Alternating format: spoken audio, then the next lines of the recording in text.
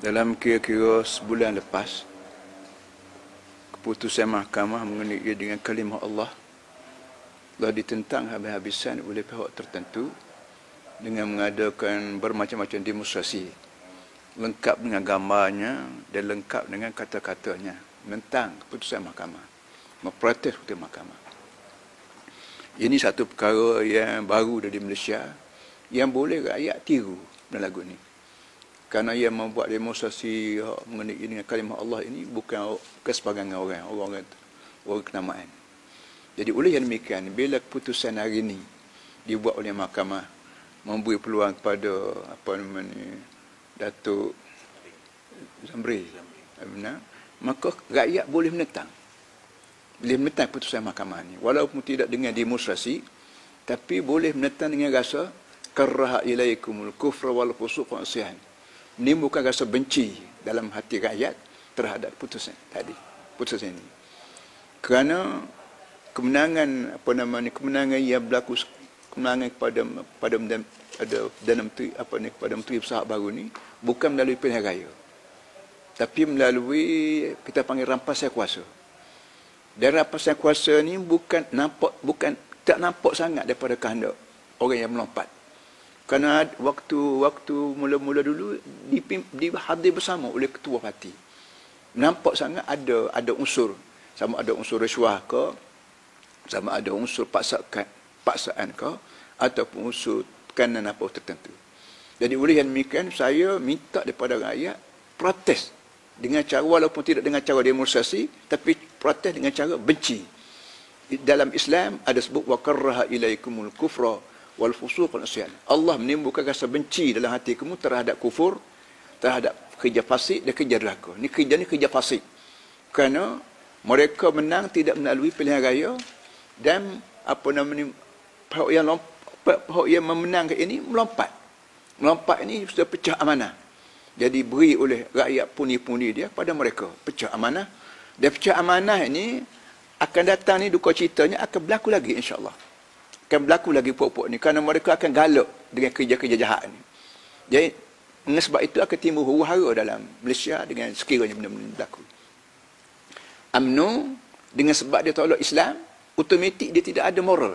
Dalam parti tidak ada moral, tidak ada akhlak, tidak ada moral, dan tidak ada rasa perasaan menimbulkan rasa takut rakyat dalam pada neraka, pada dosa. Kerana dosa, takut pada dosa ini kerja Islam.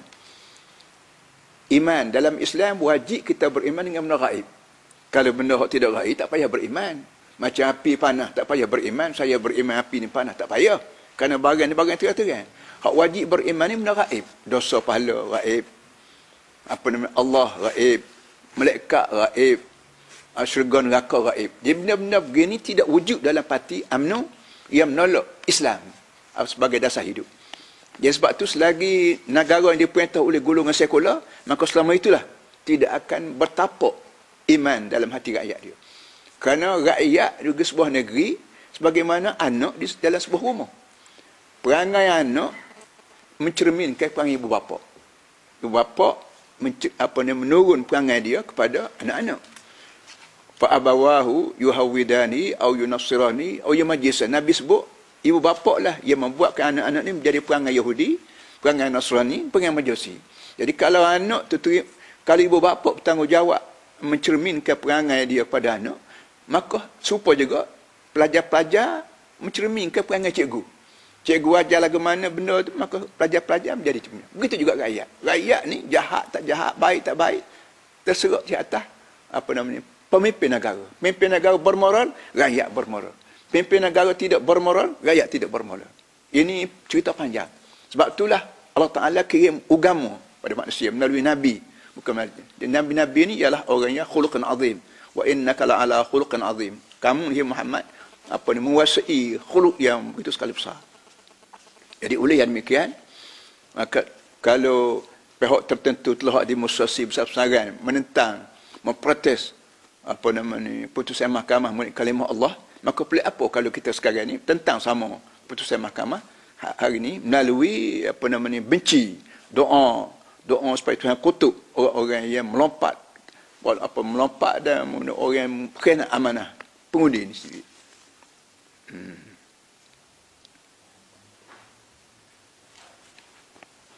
Benci, tanam benci itu maksud Tok Guru pada siapa?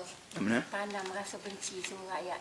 Tanam rasa benci itu pada siapa? Kepada orang yang melompat dan kepada orang yang tidak bermoral. Siapa saya tidak bermoral, kewajipan kita kena benci. Kerana bila dia tidak bermoral, artinya dia tidak beriman pada Allah. Tidak beriman kepada barang beraib syurga neraka. Sebut neraka dia tak reti takut, sebut syurga dia tak reti no. Tak ada iman. Berpunca daripada didikan tak betul berapa mereka sendiri.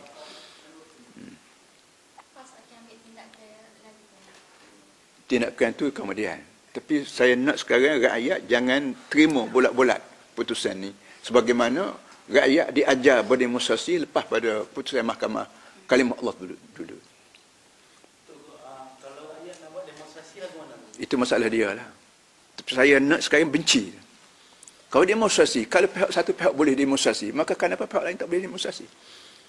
Pihak dia telah berdemonstrasi besar-besaran. Penuhlah gambar. Pihak kita lah kan demonstrasi tak apa. Demonstrasi ini hak yang halal dalam demokrasi. Dan telah ada contoh demonstrasi dibuat oleh pemilih bertanah air terhadap Tidak tadi akan menimbulkan ketegangan. Timbul ketegangan bila rakyat diminta benci ni kan? ketegangan ni bermula daripada melompat. Daripada melompat itu dah rakyat dah mulai dah tegang. Sampai dewan dewan negeri bertengkar, berebut jubah, usung apa ni, speaker. Ini berpunca daripada lompat yang tidak diterima oleh rakyat. Cara umum kata nampak. PAS menolak keputusan tu. Bukan PAS, pakatan. Pakatan menolak. Menolak. Kalau tak menolak, kenapa riuh dalam dewan? Riuh dalam dewan, berimpun sana itu sini, buat dewan di bawah pokok kayu, ramai-ramai pergi. Ini menunjukkan rakyat pengundi ni tolak perangai buruk, merampah kerajaan dengan cara kudeta. Dengan keputusan hari ni, mahkamah hari ni? Tak ada, ulang balik hak tadi. Ya, menolak. Tak boleh terima dengan... Tak boleh terima, saya kata tadi. Saya buat contoh. Kalau putusan mahkamah mengenai kalimah Allah tu ditolak, maka boleh apa kalau tolak ni sana? Itu contoh. Ada prima pasir kita panggil.